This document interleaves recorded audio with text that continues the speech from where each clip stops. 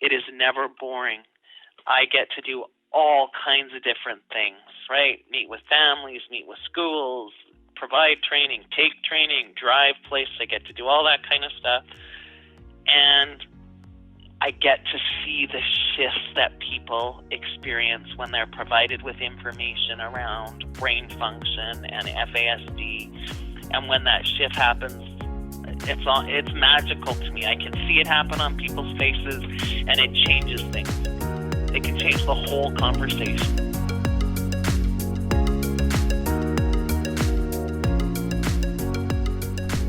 Hello everyone, and welcome back to PopFast podcast series FASD through a variety of lenses.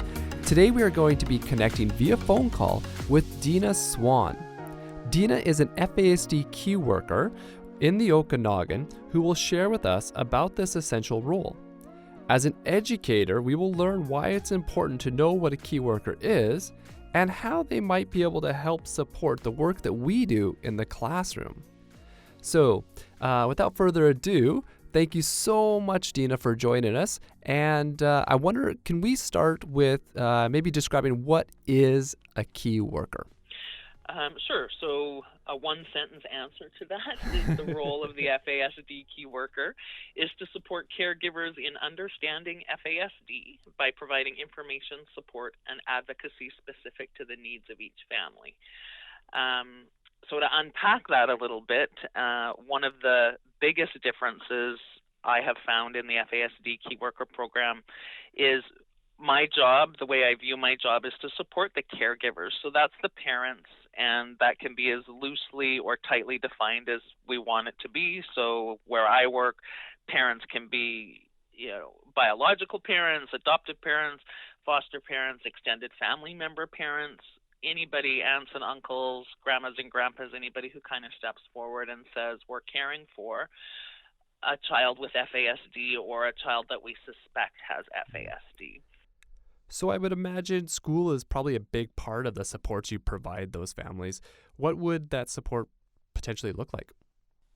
Yes, definitely. Talking with parents and caregivers about their kids' school is a big part of that conversation.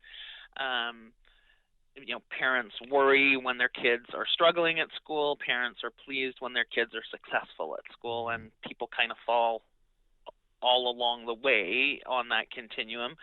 So conversations as a key worker can be very different depending on where the family's at. So we would work with anybody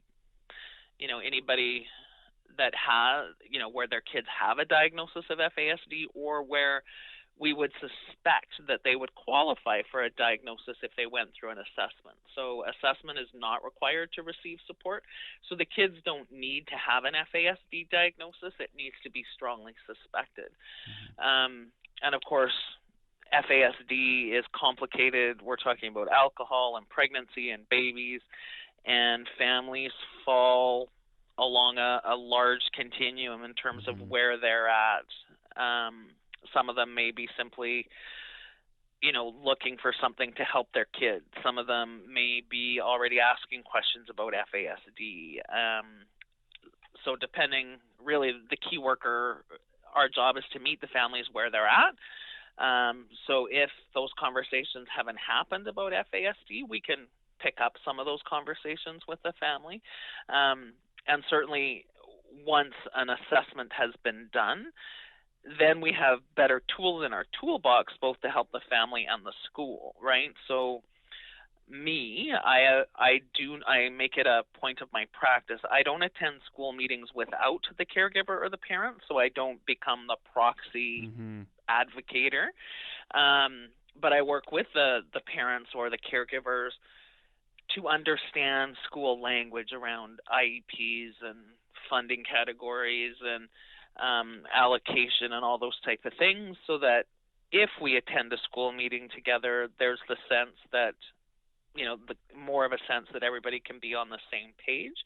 A lot of the parents that we work with have had their own experience. Well, most of the parents we work with have had their own experiences with schools and teachers and educators, and that may have been a very positive experience, or it may have been lots of different things. So sometimes the parents in the families we work with have previous struggles with school that sometimes show up in the present. So yes, working with schools is a big part of what we do. Again, in my practice, I don't do that without the parents. So that can be everything from attending an IEP meeting to, assisting the school during IEP meetings to come up with strategies or things that could be done to assist and helping schools understand kind of the diagnostic information that comes through the assessments. So yeah, it can be very collaborative for sure. Nice. And have you ever had an educator contact you if they are potentially looking for a little bit more of an idea about the student that they're teaching, or do they contact, in your experience, do they contact the parents, and then the parents sometimes would have you as another support that could contact the school? It can really go both ways and a whole bunch of different other ways. So often, most often, what I do as a key worker is work directly with the families of kids. Sometimes those families are unwilling or unable to participate in key worker service. I am very willing to have, general conversations about FASD with teachers and school staff. I struggle sometimes, so I wouldn't come in and do observations, right? I wouldn't, talk specifically about that child without the caregiver's consent and permission. However, I'm very willing to have those general conversations about FASD, and also, talk about, the great program that FASD is, right? Like the FASD district partner, and that there may in fact be resources for teachers within the school system that they may be aware of or may not be aware of. So Dena, what does a typical day look like for an FASD key worker? A big part of the work of key workers is kind of outreach based. So I spend quite a bit of time in my car traveling the roads of the South Okanagan. So lots of outreach, lots of time in my car. Most of the time when I'm with families, we're sitting around the kitchen table having conversations about kids. What can be done at home, what can be done in the community to improve outcomes for these folks and make the fit better. I do sometimes workshops or education, that type of thing, arrange trainings, connect families to other resources in the community, increasingly recognize I am one person, and there's a lot of programs and supports available to some families that don't come through me, but helping them be aware of those supports and connect with those supports is a big part of the job as well. And really, kind of wearing the FASD lens wherever I am. So if I'm in a school, kind of, ensuring that the FASD lens is present. If I'm in a home, if I'm in a community setting, just kind of always being the voice of FASD. Yeah. And what do you think, in your experience of working with the kids and working with their families, what do you think is really important for educators to know? It's a loaded question. I came to three. I concluded with 3 kind of points. So, awesome. And these are across the board, right? These are not specific to educators and schools, and, hats off to teachers every day. I am not a teacher. I simply do not have the patience required to do it. So number one thing for anyone, FASD is most often an invisible brain-based disability with behavioral symptoms, right? I'm using air quotes on my end. Invisible disabilities are trickier because we don't see them coming, right?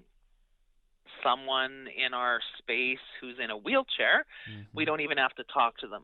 We have an idea that they have difficulty with walking or movement in some way. And being the kind-hearted people that we are, we automatically accommodate or have come to learn how to accommodate visible disabilities with all kinds of things. we are still learning to recognize invisible disabilities for what they are and not get caught up in the behavior, right? So kind of that what is brewing and stewing underneath the behavior, that we might be able to put things into place so that that works better, and we're going to see a decrease in behavior. So FASD, being an invisible brain-based disability, is the number one thing to remember and know. To FASD, key workers are here to help, right? And one of the most appealing parts of my job, and like I said, I've been at it for 11 years. Clearly, it's challenging in many ways and interesting enough to keep me in it. We can be as flexible pretty much as our agency will allow us to be, right? So the FASD Key Worker Program, when it was designed just loosely enough to give key workers the ability to respond to community needs, right? And community needs may be very different, right, depending on a whole bunch of different things. And as key workers, we're here to help. If you have an idea or a question, run it by us. Like, there's all kinds of crazy things we've done as key workers, right? You know, set up this or arrange that or help this parent get to that workshop. Hey, we're going to the same training. Yeah, you can come with us, right? So there's all kinds of things that key workers are willing and able to do. And the third point is, of course, no magic wands in the world of FASD, including FASD key workers. We do not have the ability to make a family do anything. So all we can do is kind of coach and guide, support, suggest, encourage, all those type of things. So would you say that first step would be for the school or the educator who knows that there's been that relationship between that key worker, FASD key worker, and that family? To the first step would be to contact that key worker and just to say, hey, you know, we're having this IEP meeting. It's on this such and such date. It would be great if you could join. Is that kind of? Yeah, I think invitations are awesome, right? Yeah. If, you know, when I receive an invitation like that, my first call is always to the caregiver. I'm like, hey, do you actually have a meeting? Are you aware you have a meeting? Are you fine with me being there, given that we work together, right? I've also had it work the other way, where perhaps a family is reluctant or uneasy to call me themselves, but the school or a school staff person has a really strong relationship with the family that allows the family to attend a meeting at the school where I could be invited. Right. Yeah. And, you know, kind of have that 10-minute kind of meet and greet so that families have a face. They get a sense of, you know, maybe how I talk, or that it's easy to talk to me, or, you know, I'm not judgmental, or those type of things, and it might make it more likely for them to be able to receive support. So it can really go both ways, where I'm already involved in the family and an educator invites me, or I'm not involved in a family and an educator invites me, again, with the family's consent, and, you know, kind of broker that relationship in that way. All right, Dena, I was wondering if you could share an example of how your role as a key worker impacted a family and maybe what that looked like. Sure. I'd love to. I like celebrating successes for sure. To start, sometimes successes in the FASD world are measured in small increments. This is a bit of a story. I've had a long-standing relationship with a grandma raising her grandson. Recently, the grandson was in line to have another assessment done. Grandma and grandson needed help getting to Kelowna. So I was able to help by providing transportation to Kelowna for the child and the grandma for his assessment day, and also practical support along the way, really just helping calm nerves. I'm the driver, so I kind of take on the driving and the parking and the getting to places, so grandma doesn't have to worry about that, in the hopes that she can just really focus on the child.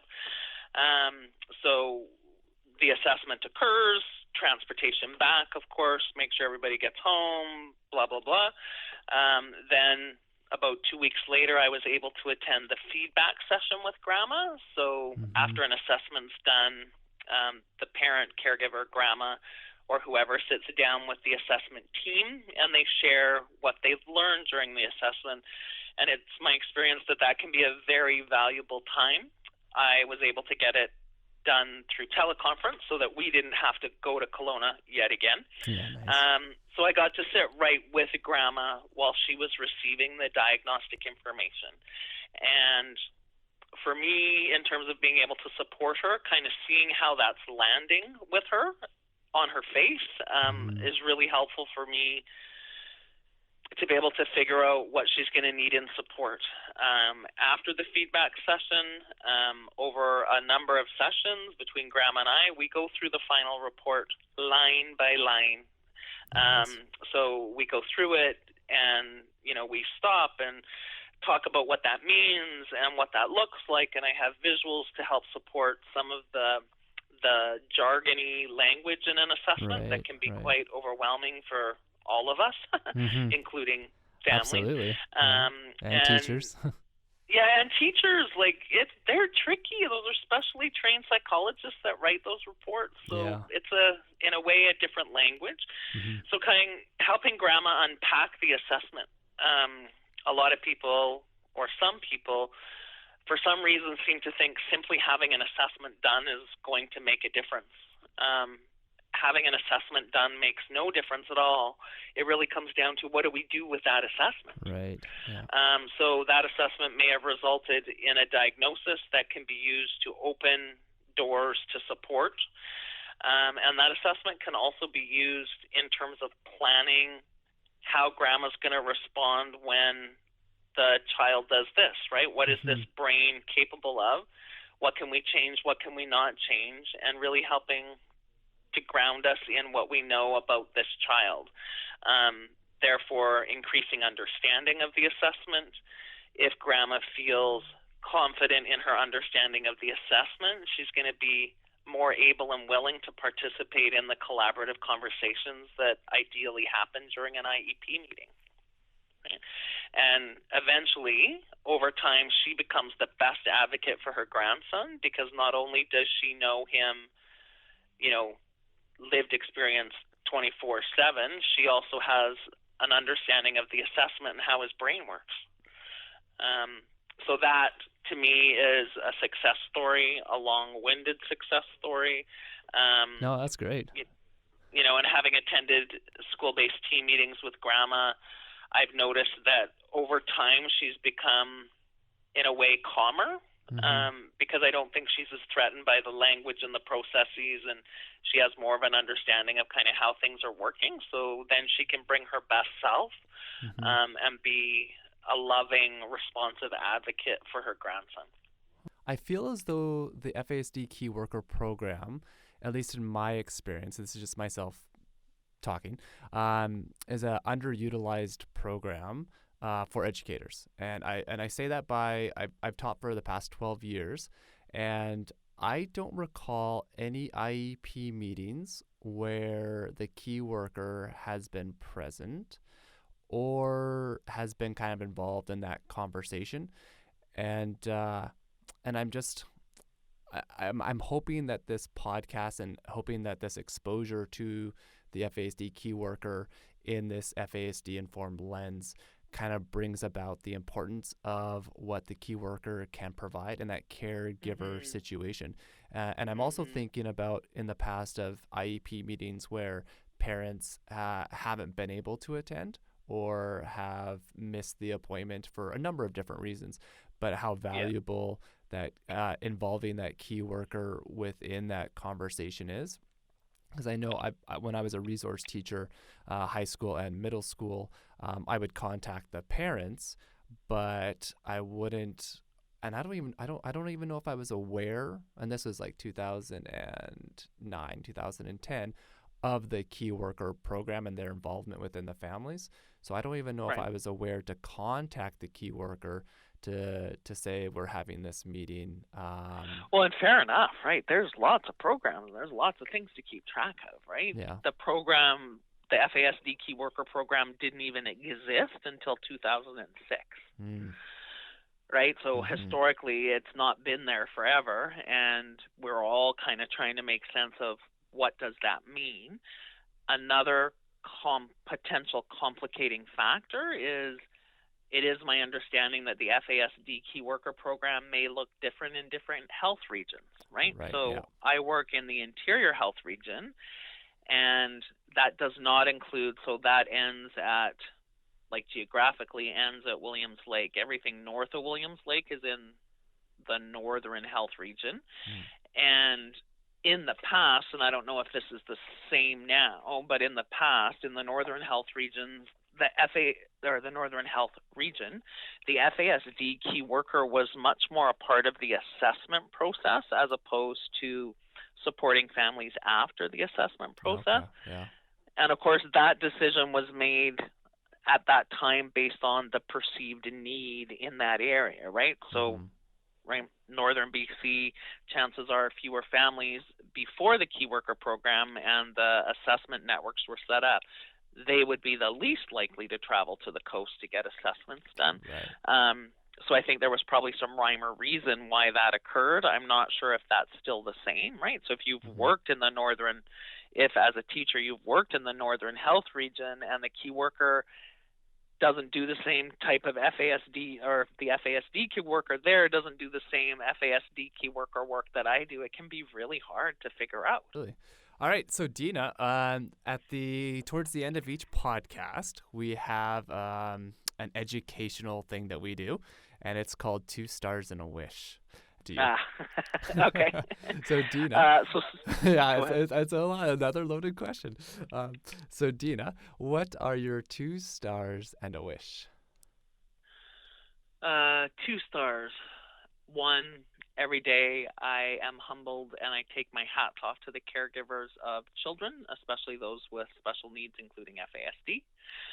2nd star, just the hope that people can change, right? That no matter how hard things are, we can all change in small ways to make things better for somebody else. And my wish, I have a lot of them. I don't know, that I got a box of $1 million and I could spend it on supporting caregivers in my region by having great retreats and respite options available. Might as well dream big. Those are great. Those are fantastic. So, Dena, thank you so much for taking the time out of your day to share with us the role of the FASD key worker, your experiences with families and caregivers, your connections that you've had with the education system and with educators, and ideas of how educators can involve FASD key workers to help support that family and to help support that child in their classroom.